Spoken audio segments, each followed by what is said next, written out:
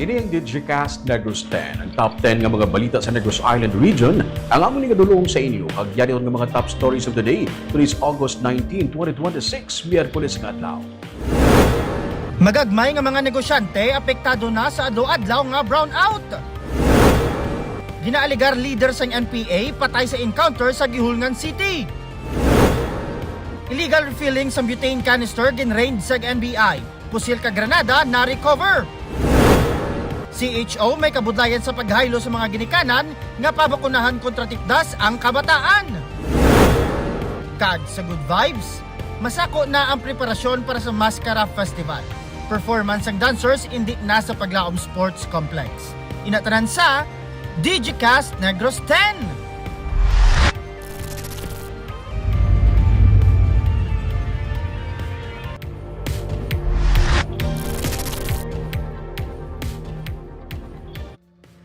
Sa number 10, kung si Negros Occidental Governor Eugenio C. Lacson ang pamangkoton, luyag niya nga dayon noon ang barangay kag SK election sining nga tuig. Sa interview sa media, ginsiling sang gobernador nga may napainaman gid nga pondo para sa BSKE sa November 2 sining nga tuig nga hindi na lang gid pagamiton. Patag niya, mas gusto niya nga madayon ang piniliay sa schedule sini kay kung i-postpone pagid sa 2028, posible nga sa mga nagapungko na nga mga opisyal mahimo magapabili na ang iban sa ilap sa pwesto tubtub sa siyam ka tuig. May hindi magdubo sa tatlo ka mga pending nga bill nga na-file nga nagahingyo sang pagpaiway sang BSKE.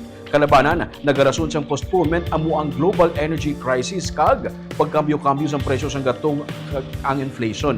Sa tunga sang amo nga lihok, padayon ang COMELEC sang ila nga preparasyon. Sa September 28, nakaschedule ang filing sang certificates of candidacy. I prefer that it will go on, it will push through as scheduled. Because it's highly possible that if we postpone it up to 2028, some of these officials may have served already for 9 years by 2028. Isn't that the limit that an incumbent official can serve? Diba? So if you delay to 2028, you've already served 9 years. And of course, if you win, you will again serve more than 9 years.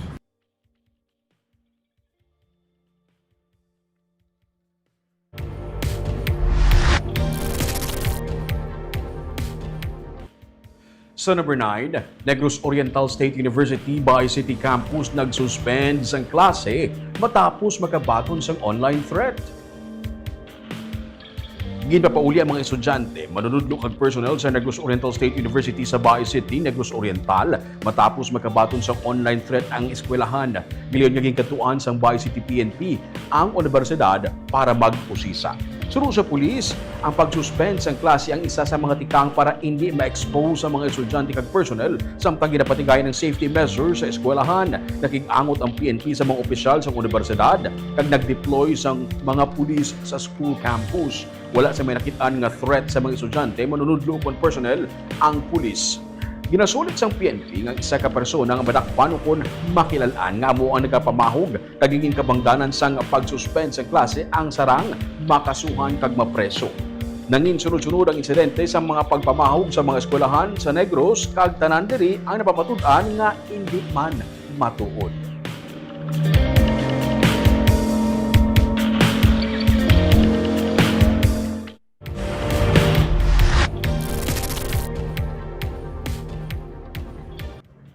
Sa number 8, Bacolod JT Mayor Greg Casataya nagapangabay sa mga punong barangay nga pilion ang mga deserving nga mga estudyante para mangin scholar kag mangin transparent. Antes pa man, ipanagtag sa tagsa ka mga barangay sa Bacolod JT ang tag 200,000 pesos ka budget gikan sa opisina ni President Ferdinand Marcos Jr. Pagatipuno na anay ni Bacolod JT Mayor Greg Casataya ang mga punong barangay agod mapahibalo ang tanan nga guidelines sa eksakto nga paggasto sang pondo. Ginpangabay ni Gisatay ang mga punong barangay nga pilion siyang insakto ang mga makabenepisyo sa Presidential Scholarship Program nga inisyatibo ni PBBM. Inisunod sa iyagod malikawan nga matabo ang mga isyu pareho sa pila ka mga barangay sa Negros Occidental matapos nga ila mismo nga mga himata ang nakasulod bilang scholars. Sa idalom sa sini nga programa, makabaton sang 20,000 pesos ang 5 ka mga presidential scholars sa kada barangay agud makabulig sa ila nga mga balayran sa eskwelahan.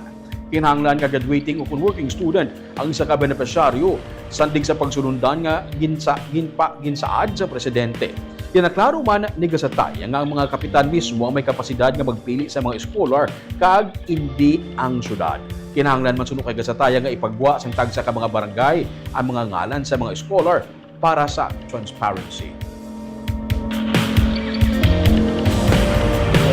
At the same time, pagpangabay, nga i-ensure palihog since wala ako sang lista sa ilang mga scholars. Kasi sila niya nag-apply directly sa portal. No? Ang application is directly with the portal sa government. So sila nakabalo kung sino ilang mga scholars. No? So, application sa beneficiaries. isagid na iya ka namin ngayon mo. I think there are barangays already nga nag-publish sang name sa mga scholars kung kandayisin ko ang gibma nila ka mga scholars. So if may ara dira nga somewhat your i-ensure lang palihog nga ma-comply lang kita with what is required, what is mandated, and matudtuod gid yung mga beneficiaries, no? As much as possible para hindi ka mo mag-encounter sa similar problems na natabo sa iba ng mga lugar.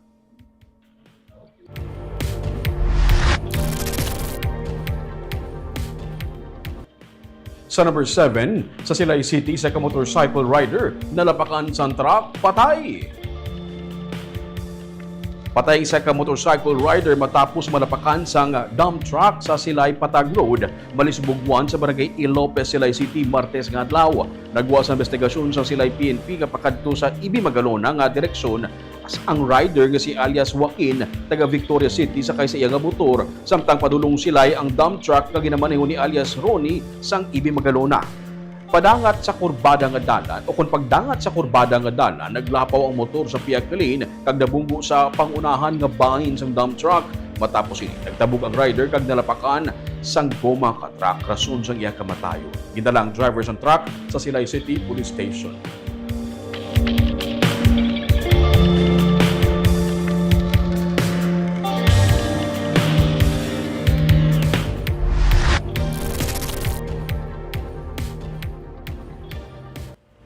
Sa number 6, isa ka ginapatian leader sang NPA ang patay sa engkwentro sa Gihulngan City sa Negros Oriental. Patay ang isa ka ginapatian leader sa New People's Army matapos naglunta ng engkwentro sa tunga sa mga militar kag sa rebelde nga grupo sa sitio Calambia, Barangay Trinidad sa Gihulngan City, Negros Oriental, Lunes nga adlaw. Ginkilala sang militar ang napatay nga si alias Daguhoy, commanding officer sang Section Guerrilla Unit 3 sang Central Negros 1. Ang ilawas ang nasapuan sa sitio Uyangan, Barangay Budlasan sa Canlaon City. Sa nagpatigayon sa pursuit kag clearing operation ang mga soldado sunod sa militar. Si Daguhoy ang may mga pending warrants of arrest sa kaso nga 2 counts of murder, crimes against international humanitarian law, genocide, illegal possession of firearms kag special protection of children against abuse, exploitation, and discrimination act. Naglawig sang 5 ka minutos ang pagbayluhan ng isang lupok sang katapos ang 62nd Infantry Battalion kag mga rebelde. Na-recover sa encounter site ang isa ka M16 rifle, 3 ka mga magazine kag mga bala.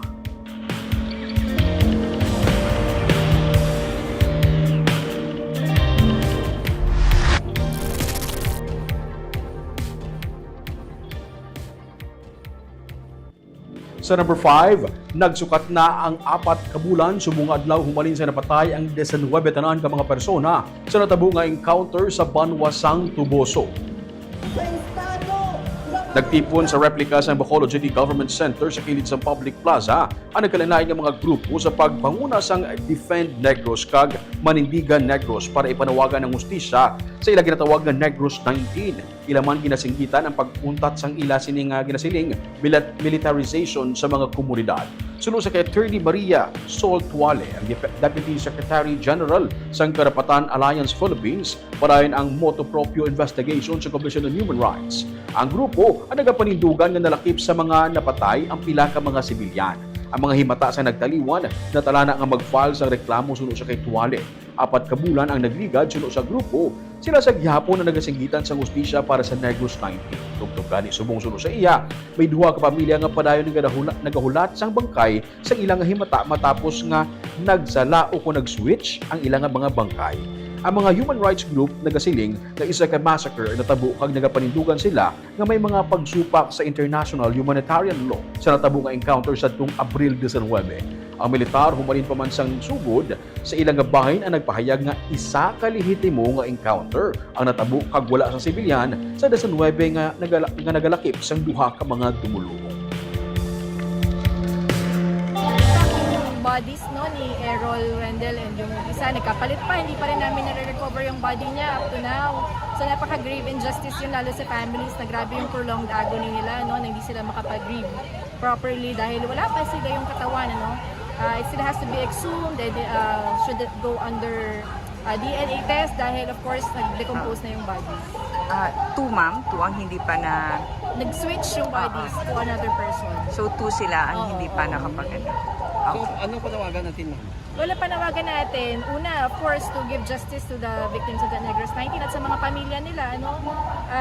Pangalawa, hanggang ngayon, meron pa rin military presence sa community. Sinaharas pa rin, tinitreaten pa rin yung mga individuals.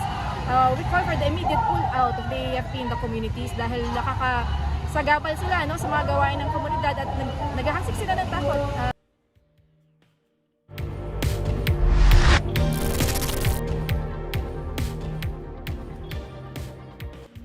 Sa number 4, illegal nga nagapang-refill sa mga canisters ng butane ang ginraid sang NBI. Pusil ka Granada na recover. Bitbit ang search warrant ginsulod siyang katapos ang National Bureau of Investigation Bacolod District Office ang isa ka balay sa Purok Pedring, Barangay Estefania sa Bacolod City. Sa sining nga balay, nga ginapanagihan sa isa ka senior citizen, kinaligar ginapatigayo ng illegal nga pag-refill sa butane canisters bisan nga wala sang business permit o kun lisensya ang 61 anyos nga tag-iya. Naabtan sang NBI agents ang masobra 1,000 ka mga empty butane canisters, mga dalago nga mga tangke sang LPG o kun liquefied petroleum gas kag refilling equipment. Magluwas ini, nakuha man sa subject sang raid ang isa ka granada, pusil kag mga bala. Natala na siya pasakaan sang kaso.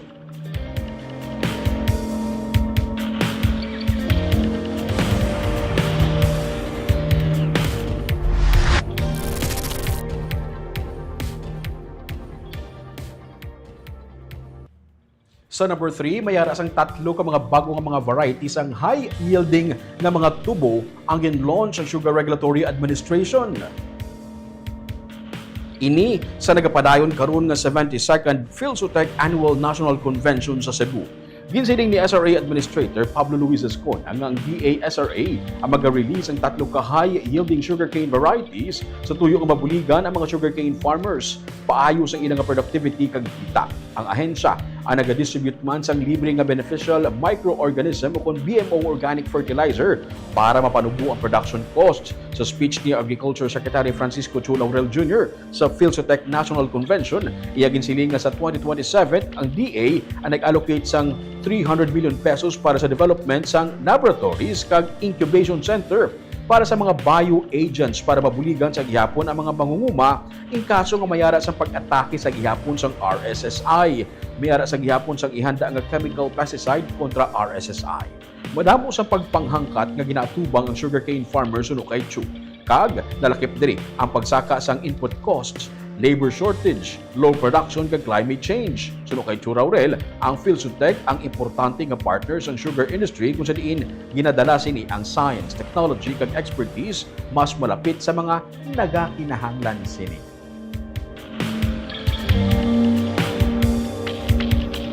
Regarding RSSI, we have also set aside for 2027 in anticipation of having this problem come back or if ever this problem becomes stronger. The DA has allocated a budget of 300 million pesos for development of labs or incubation centers to create the bioagents per municipality where sugar is planted.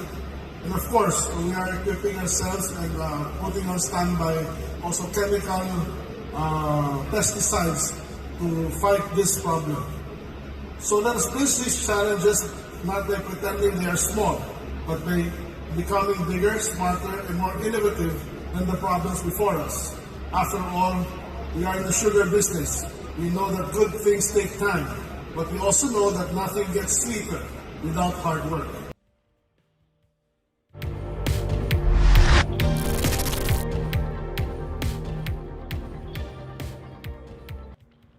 Sa number 2, ginabudlayan sa karon ng City Health Office ng Bacolod City, bangod ka jutay katama sa mga ginikanan nga nagapabakuna sa ilang kabataan kontra sa tipdas.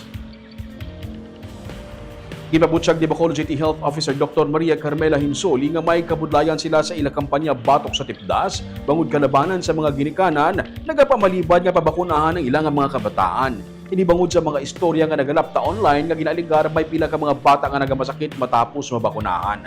Ginaklaro ni Hinsoli nga wala ini sang kamatuura kag ang pagbakuna ang may positibo nga epekto sa ilang kabataan. Kining sunod sa iya, magaserbi nga booster o supplemental vaccine na gud mapalayo sa masakit nga tipdas ang mga kabataan nga nagaedad 5 ka tuig panubo. Bangod sini, haluson nga makadangat sa 50% ang kabukusan ng populasyon sa mga kabataan ang tigayon nga nabakunahan. May araman sa vaccination sites sa mga mall sa Bacolod kung weekends, apang sandig sa record ng CHO, wala man nagadangat sa napulo ang nagakadto. Ginapangabay sa CHO ang mga ginikanan nga hindi magkakulba bangod wala ini sanghalit sa ikayong lawas ng ilang kabataan. Dugang panihinsoli, i-avail ini dapat bangod libre ang bakuna. Nagsugod ang vaccination campaign sa CHO sa August 10 kag magatakop sa August 28. Mga big barangays na mo ka problema gid and not even 50. Not even 50. Mga gagmay nga barangays na naka 100 plus dagin man kamiya. More than. Ito tik ang mga kapitan bala nato nagabulig nagidjakad ko sa mga purok-purok. Kaupod di mga kapitan yan. Happy gani ko kay ka-cooperative sa mga kapitan. Pero hindi pa nila guro mapilit ang mga nanay bala. Anong kalabanan na problema? Daw amuna siya do ka negative sang ilang acceptance. Nga ama hatag pagit nakakatapos na. Kompleto na. Hindi complete anong matapusin na. Kung tinagawin, may na yung vaccine nagawin, magina yung effects na, hindi man siya forever, gid nga kung vaccinated ka forever. Pero at least hindi ka lang magtipdas, kag makaiha. Sa future nga, it will lead you to death. Do supplemental man lang niya siya mo, do booster bala. So muna bala, kita kagat, scratch lang sang ido, do mapatay na tagani nga, hindi ka mo ma-anti-rabies, tiin niya, vaccine man ni. And this is safe and effective. And above all, this is free. So tani, i-avail na lang ninyo. Kaya kabudlay, isa lang apektado, bilog nga komunidad, yung apektado na. May mga mall vaccination.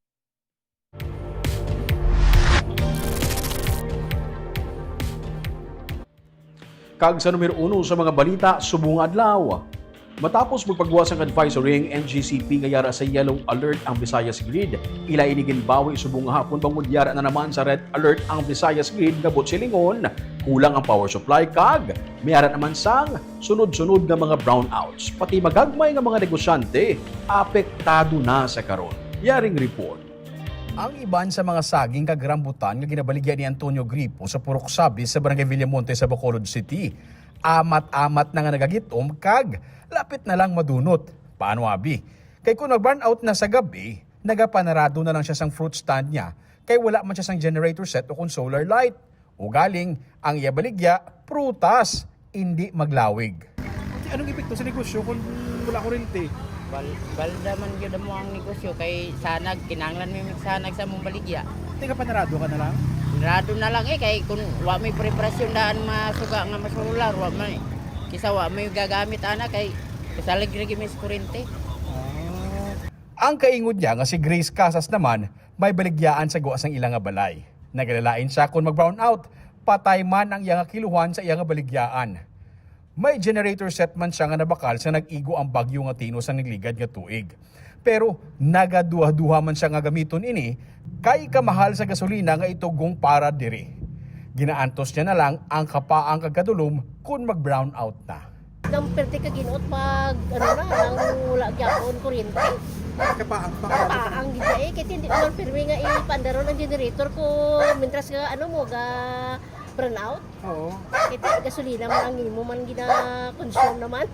Humalin pa sa nagligad nga semana, adlaw-adlaw ang manual load shedding ko ng bulos-bulos ng mga brownout sa areas ng coverage sa Negros Power. Pati ang Negros Occidental Electric Cooperative o Conoseco sa Southern Negros kag ang Northern Negros Electric Cooperative o Cononeco sa Northern Negros nagapatigayon man sang manual load shedding. Kulang gid abi ang power supply sa bilog ng Visayas, humalin sa naguba ang duha ka mga dalago nga power plants kag wala na makapasa sang extra nga power supply ang Mindanao grid sa Visayas. Subong nga adlaw, Miyerkules, base sa una nga advisory sang National Grid Corporation of the Philippines o NGCP, wala sang red alert. Las 2 sang hapon, nagpagwa-liwat sang advisory ang NGCP nga kulangon sa gihapon ang power supply, gani may red alert na naman. Kung tubtubsan o ini nga brownouts, ina ang hindi pa mahibaluan.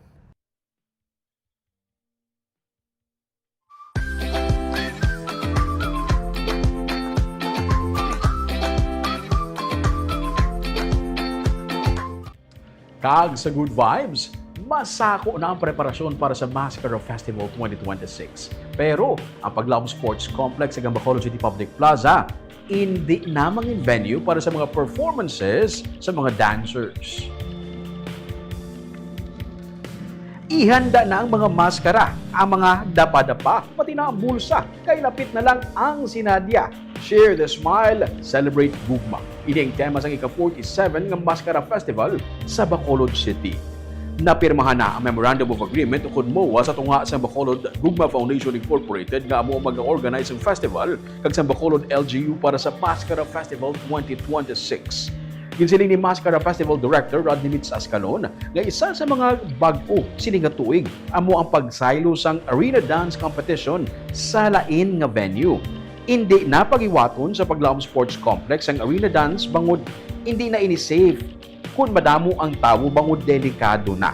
Dugang pa niya, hindi man masarangan sa Bacolod City Public Plaza hiwaton bangod hindi ini makasarang mag-accommodate sang madamo nga mga tumalanaw. Natalana nga i-announce sang foundation ang venues ng performance sa una nga semana sa September kadungan sang ilang launching. Suno sa kay Ascalon, 7 ka elementary schools lamang ang tugutan nga mag-intra sa schools category samtang 8 naman ka mga barangay para sa barangay category. Napulo ka barangay ang saranga makigbangin sa tuigan nga electric mascara samtang 15 ka kandidata ang makasulod para sa Miss Bacolod Mascara 2026. Gitpakigbahin man sa direktor nga 80% sa mga kiosk ang nakuha na sa mga vendors nga luyag magbaligya sa maskara. October 1 to 8, pagkahiwaton ang mga pre-mascara events, kaangay sa sports, arts, kag pre-pageants. Samtang sa October 9 to October 18 naman, ang peak highlights kung saan magabukas na ang mga mayor nga mga festival sites. So, damo, gi-check up subong. So, number one, for the longest time, ang aton nga Miss Bacolod Mascara was just a candidate. But this year, they will be bringing in barangay to represent. So that's one. Second, there will be a new venue for the arena competition. Bago na siya. So, hindi na ta sa paglaom kay gin assess naman ng paglaom, so do hindi na siya safe. Then of course we cannot do plaza naman because ang spillover sa plaza sa mga audience sa kilid, so wala pulungkuan ng aton nga audience. So pag renovate ang aton nga plaza, so basi maguba ang renovation. So we'll be announcing the final venue for the arena competition. Part magyapon ng plaza eh. Ara magyapon ang plaza. But ang challenge dira, ang bleachers bala. If you can recall, sa nagliligad, pila man lang ang makalantaw. So, what is important, nga ara gyapon dira sa downtown ng Mascara. Hindi pa na ibadula ang ara gyapon. Kaya probably concern siguro ba mga vendors, aragya po. That's muna gina-ensure sang Paskal. Kag shoutout ani sa aton nga live viewers subong hapon si Ma'am Aida Arroyo Palencia watching from Taiwan. Si Chon Evangelista Careto, mayang hapon Digicast Negros watching from Singapore. Si Aida Arroyo Palencia sa gihapon, shoutout kuno kay Ma'am Nanette Vasquez Santos ng Singapore. Si Jessery Garucha Hivero, mayang hapon kay Digicast sa Rumingkag sa tanan nga staff sa Digicast Negros. Please shout out kay Toto Sean Andre nga congratulations sa pagdaog niya presidente sa school. Salamat gid sa Ruming, God bless. Congratulations kay Toto Sean. Hula gid tada. Kag si Aida, si gyapon si Ma'am Aida, good afternoon Digicast Negros and Sir Ruming. Si Reynaldo Riparo, mayang hapon Digicast Negros watching from Silay City. Kagabuya itong top 10 nga mga balita sa Negros Island Region. Subong nga adlaw tubtub sa buwas. Ako si Romeo Subado, mayong hapon.